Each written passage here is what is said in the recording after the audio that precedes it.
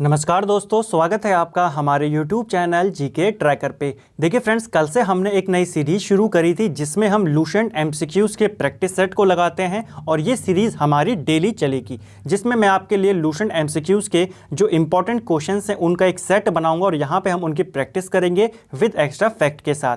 तो चलिए आज की वीडियो को शुरू करते हैं। और आज भी मैंने इसके अंदर 20 इंपॉर्टेंट क्वेश्चंस लिए हैं और जो कट ऑफ मैंने रखी है यहाँ पर आपके कम से कम 18 मार्क्स यहाँ पे आने चाहिए। तो चलिए वीडियो को शुरू करते हैं और आने वाले टाइम पे बहुत जल्दी हम इसके अंदर नंबर ऑफ क्वेश्चंस को भी बढ़ाने वाले हैं। चलिए वीडियो शुरू करते हैं। आज का हमारा पहला प्रश्न है, सिंध का नकली स्थान या बाग हड़प्पा सभ्यता के किस पुरा स्थल को कहा जाता है? तो हड़प्पा सभ्यता के किस स्थान को सिंध का नकली स्थान कहा जाता है? ये कहा जाता है ऑप्शन बी, मोहनजोदड़ो को। ठीक है, मोहनजोदड़ो की अगर हम खोज की बात करें तो इसकी खोज आर.डी. बनर्जी, राखलदास बनर्जी ने करी थी 1922 के अंदर। और जो मोहनजोदड़ो है ये सिंधु नदी के तट पर स्थित है और इसका जो स्थानीय नाम है वो है मृतकों का टीला। तो पूछा जाता है मृतकों का टीला किसको कहा जाता है? मोहनजोदड़ो को। दूसरा प्रश्न है, बौद्ध धर्म को भारत में अंतिम राज के संरक्षण किस वंश के शासकों ने दिया था? तो बौद्ध धर्म को जो अंतिम राज के संरक्षण दिया था ये दिया था बंगाल के पाल शासकों ने। ठीक है, अगर हम पाल वंश की बात करें तो पाल वंश का जो संस्थापक था उसका नाम था गोपाल। ठीक है, और जो पाल शासक थे ये बौद्ध धर्म के ही अनुयायी थे और पाल वंश का सबसे महान शासक था धर्मपाल। धर्मपाल ने ही विक्रमशिला यूनिवर्सिटी की स्थापना करवाई थी। अगला प्रश्न है, निम्न में से कौन अशोक का उत्तराधिकारी था? तो अशोक मौर्य वंश का शासक था और इसके बाद गद्दी पर कौन बैठता है? तो राइट आंसर है ऑप्शन ए, कुणाल। तो जो महान शासक होते हैं इनके बाद तुरंत बाद गद्दी पर कौन बैठते हैं उनके आपको नाम याद रखना है। तो अशोक के बाद कौन बैठा था? कुणाल। और अशोक किसके बाद बैठा था? बिंदुसार। ठीक है, बिंदुसार का पुत्र था अशोक। सातवाहनों ने पहले स्थानीय अधिकारियों के रूप में कार्य किया था। तो जो शातवाहन वंश था ये पहले मौर्यों के अधीन कार्य करते थे। ठीक है, ये पहले मौर्यों के अधीन थे, बाद में इन्होंने अपना एक वंश स्थापित किया था। अगला प्रश्न है, भारतवर्ष के लिए इंडिया शब्द का प्रयोग सर्वप्रथम किसने किया? तो भारतवर्ष के लिए सबसे पहले इंडिया शब्द का प्रयोग किया था ऑप्शन ए, हेरोडोटस ने। और हेरोडोटस को इतिहास का पिता भी कहा जाता है, ये भी आपको याद रखना है। विजयनगर किस नदी के तट पर स्थित है? तो विजयनगर साम्राज्य से बहुत सारे प्रश्न आपके बनते हैं। विजयनगर यहाँ पे पूछ रहा है कौन सी नदी के तट पर बसा हुआ है? तो विजयनगर जो है यह तुंगभद्रा नदी के तट पर बसा है। कई बार ऐसा क्वेश्चन घुमा के पूछ लेता है कि विजयनगर के जो खंडर हैं वो कहाँ से मिले हैं, किस नदी के तट पर मिले हैं? तो तुंगभद्रा नदी के तट पर मिले हैं। अगर हम विजयनगर साम्राज्य की बात करें तो इसकी स्थापना 1336 में होती है। हरिहर और बुक्का नाम के दो भाई थे, इन्होंने विजयनगर के ऊपर संगम वंश की स्थापना करी थी। तो विजयनगर के ऊपर सबसे पहला वंश कौन सा स्थापित हुआ था? संगम वंश। कौन थे संस्थापक? हरिहर और बुक्का। ठीक है, एक और चीज आपको ध्यान रखनी है, विजयनगर की जो राजधानी थी वो थी हम्पी में। ठीक है, राजधानी हम्पी थी और राजभाषा इनकी तेलुगु थी। सती प्रथा की भर्त्सना करने वाला मुगल सम्राट कौन था? तो सती प्रथा का विरोध करने वाला या सती प्रथा पर प्रतिबंध लगाने का प्रयास करने वाला मुगल शासक था ऑप्शन सी, अकबर। अकबर ने सती प्रथा को खत्म करने या उसको रोकने का प्रयास किया था।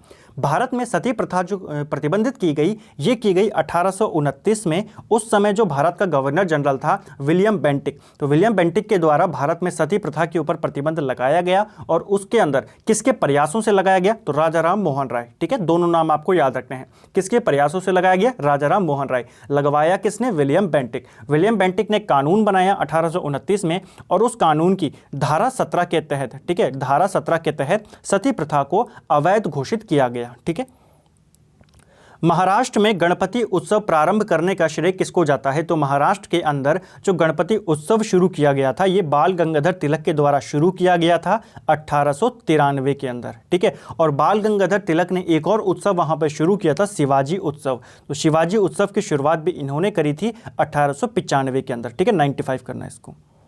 चलिए अगला है, निम्नलिखित में से किस वर्ष मुस्लिम लीग द्वारा एक पृथक राष्ट्र का संकल्प स्वीकार किया गया था? तो मुस्लिम लीग द्वारा यह जो अलग राष्ट्र के लिए एक संकल्प स्वीकार किया गया था ये किया गया 1940 में। ठीक है, अगर हम मुस्लिम लीग की बात करें तो इसकी स्थापना 1906 में होती है ढाका के अंदर। इसका जो पहला अधिवेशन होता है वो 1908 में होता है अमृतसर के अंदर, जिसके अध्यक्ष होते हैं आगा खां। ठीक है।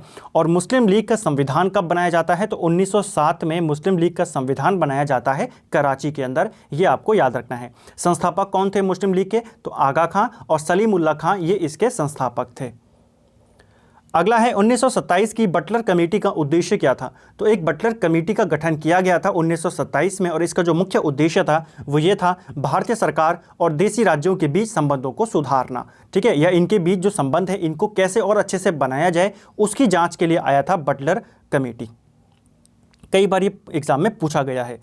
अगला है संविधान सभा के कितने उपस्थित सदस्यों ने संविधान पर हस्ताक्षर किए थे? देखिए, संविधान हमारा जब पारित किया गया, ये किया गया 26 नवंबर 1949 को। उस समय संविधान सभा के कितने सदस्य वहां पे उपस्थित थे जिन्होंने संविधान के ऊपर हस्ताक्षर किए? तो राइट आंसर है ऑप्शन बी, 284, ठीक है। कुल संख्या की अगर हम बात करें, उस समय संविधान सभा की कुल संख्या कितनी थी? 299 थे, लेकिन उपस्थित कितने हुए थे? केवल 284, जिनमें से 15 महिलाएं थी, ठीक है। तो ये भी आपको याद रखना है। अगला है भारतीय संविधान के किस अनुच्छेद में नए राज्य के प्रवेश या स्थापना का प्रावधान किया गया है? तो नए राज्य का प्रवेश या उसकी स्थापना करने का जो प्रावधान किया गया है वो आर्टिकल 2 में किया गया है। ऑप्शन 2 आपको याद रखना है, ठीक है।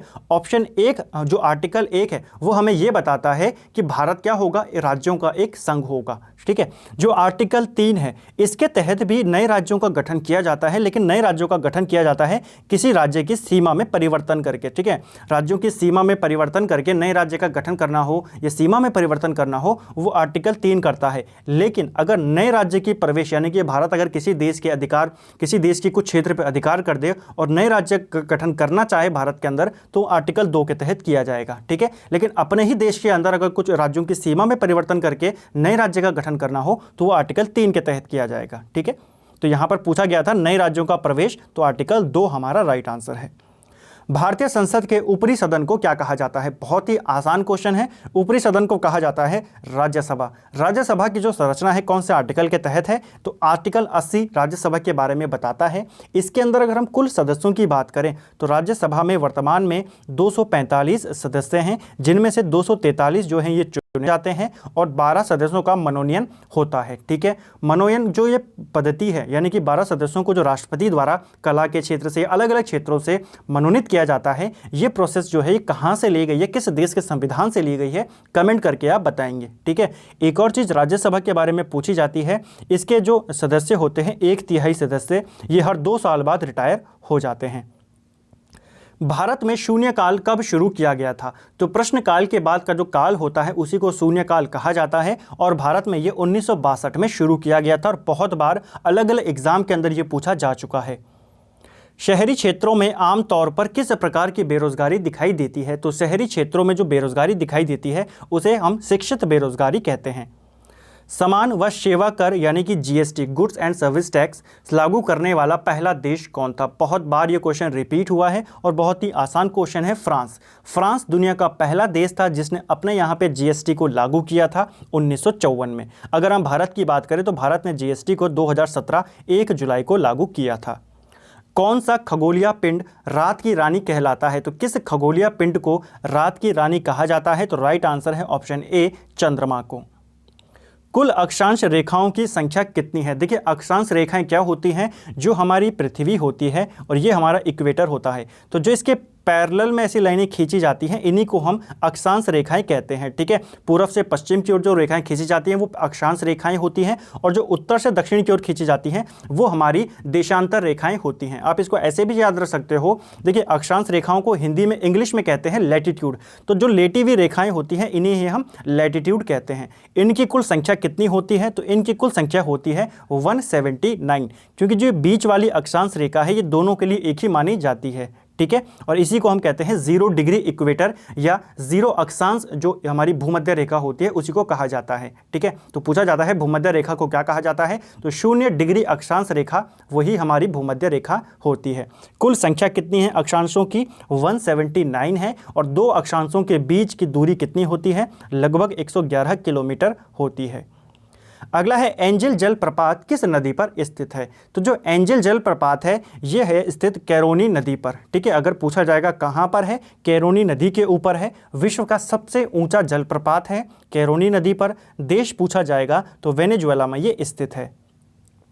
कलमकारी लोक कला का संबंध किस राज्य से है? तो कलमकारी लोक कला का संबंध कौन से राज्य से है? तो राइट आंसर है ऑप्शन डी, आंध्र प्रदेश से है। ठीक है, तो कला से संबंधित भी प्रश्न बनते हैं, तो पूछा गया कलमकारी संबंध कहाँ से है, लोक कला है, तो ये आंध्र प्रदेश की एक लोक कला है। तो फ्रेंड्स ये था हमारी सीरीज है Lucent MCQs practice set number 2 था। आज हमने दूसरे दिन लगातार इसकी क्लास को करा और आज भी हमने 20 क्वेश्चंस को देखा। 2 दिन में हमने 40 क्वेश्चंस देखे। एक्स्ट्रा फैक्ट अगर आप मिलाकर देखेंगे तो काफ़ी सारे हमने यहाँ पे क्वेश्चन करे। अगर हम ऐसे ही अभी इनको भी कवर करते हैं तो 7 दिन में आप लगा सकते हैं काउंट करके कि 7 दिन में हम लगभग 140 क्वेश्चंस को कवर कर जाएंगे और एक्स्ट्रा फैक्ट को जोड़ेंगे तो एक हफ्ते में आपके कम से कम 150 क्वेश्चन यहाँ पे कवर होंगे। इसी प्रकार आप महीने में देखें तो 600 के करीब आपके क्वेश्चन यहाँ से कवर हो जाएंगे। तो प्रैक्टिस भी आपकी चलती रहेगी, एक्स्ट्रा फैक्ट होंगे, मिक्स ये सीरीज होगी जिसमें हर टॉपिक से हर जो पोर्शन है वहाँ से क्वेश्चन आपके बनाए जाएंगे। तो उम्मीद करता हूँ आपको ये सीरीज अच्छी लग रही होगी। अगर आप इसको और ज़्यादा पसंद करते हैं इसको लाइक करें, अपना स्कोर कमेंट करें, आपका स्कोर कितना यहाँ पर हुआ है, 18 मार्क्स जो हमने आज की कट ऑफ रखी थी वो आपका आया है या नहीं आया है, कमेंट करके ज़रूर बताएं। और आने वाले टाइम पे बहुत जल्दी अभी क्योंकि देखिए अभी क्या है हमारी जो अन्य सीरीज़ हैं जैसे उत्तराखंड की हमारी कुछ सीरीज़ अभी बची हैं, उत्तराखंड की हमें नई सीरीज़ में भी मैं उसके ऊपर सोच रहा हूँ, तो वो सारी सीरीज़ के लिए भी मुझे थोड़ा सा टाइम देना पड़ता है। तो अभी कुछ टाइम तक इसमें 20 क्वेश्चन ही रखेंगे लेकिन बहुत जल्दी नंबर ऑफ क्वेश्चंस को हम यहाँ पर बढ़ा देंगे। वीडियो पसंद आए वीडियो को लाइक करें, शेयर करें, चैनल पे नए हैं तो सब्सक्राइब करें और साथ ही हमारे जो फेसबुक पेज है उसको भी लाइक ज़रूर करें। Thank you friends.